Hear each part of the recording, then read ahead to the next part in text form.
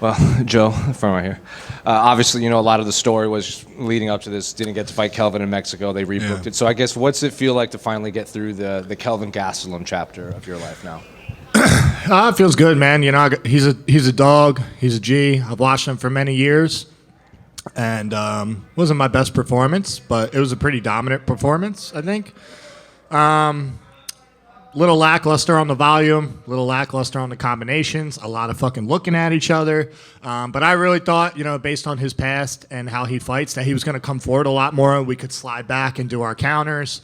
It did not happen that way. So it is what it is, man. I tried. It seemed that when you dropped him that first time, he seemed a little bit more hesitant to kind of close the gap. Did you kind of get that sense, too, when you were in there? Yeah, definitely. I did. I just wish I was more aggressive, man. I wish I was more aggressive. But ultimately, I'm happy. This was a long camp. And, ultimately, things did not go well PR-wise for me in Mexico. And, again, I want to apologize to my Mexicans out there that may hate me. It was not towards anything of Mexican culture or people. I should have rephrased it a lot kinder, and I didn't, so it is what it is, but I do stand firm that I will never fight there again. It's too big of a risk for a bitch like me. You said it yourself, maybe the volume wasn't there. You seemed a lot more patient. Was that patience, or were you, like you said, just expecting him to do something else out there, maybe not blow the gas tank like maybe that in the... I really thought he was going to come forward more. I really thought that's where we were going to, that was our game plan, make him miss, make him pay. And I think that's what led to it. It was both of our faults. It takes two to tango, and every time he did come in, I would swing, but he didn't come in very often. And ultimately it just shows I got a lot to work on still, so I'm very happy. At the end of the day, this is a never-ending job of improvement and skill building and base building. And, I mean, fuck it, man. I got the win. I got 2 checks. And I beat a guy who fought for the title who's getting inducted into the Hall of Fame, deservedly slow. And, much respect to Kelvin and his team, man. I don't know what's next in his future, but thank you to KG for everything he's done. The broadcasts seem to think, you dominated the first round, and he had his moments in the last round. And they were pretty 50-50 on the second round because you were landing the power shots, but he seems to throw with much more volume. So by the time... But how many fucking punches did he land? Not a lot.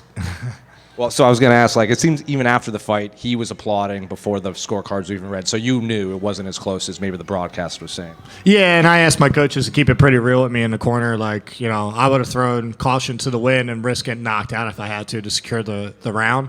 But that's why I was I honestly didn't see me getting the finish unless he got super aggressive and tried to come at me hot. And he did early. And I don't know. I got to watch the shit back, bro. I don't know. Whatever. I could have done better, guys. I'm sorry. Fuck. And just last one for me. I guess, after, like you said, one long camp for Kelvin, essentially, when would you like to fight again? I want to take a month or two to just train and keep training. And I don't want to get out of shape, and I don't want to, not that I'm ever out of shape, but I want to get a little bigger. I felt a little lean this camp just because of back-to-back weight cuts. I had to be that way because my weight cuts are so massive. So I definitely think that had a little bit to do with it. My legs felt a little shaky in there. So, I just need to fine-tune some things and get my body right again.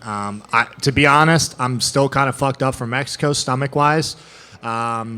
And that's been a real big struggle for me. I don't know. I'd probably say September, October. So your teammate, Sean Brady, obviously has a big fight at some point lined up for him.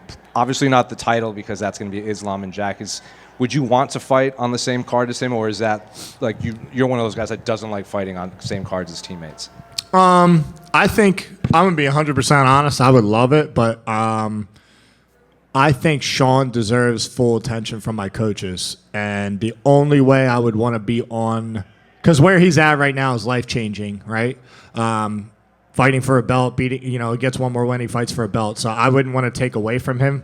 And it's kind of hectic when you have coaches going out, you don't get your warm-up right. So out of respect for him, no, unless he was okay with it. And Aside from that, yeah, I would like September, October, and I hope the UFC comes to Philly, man. We got a bunch of Philly guys.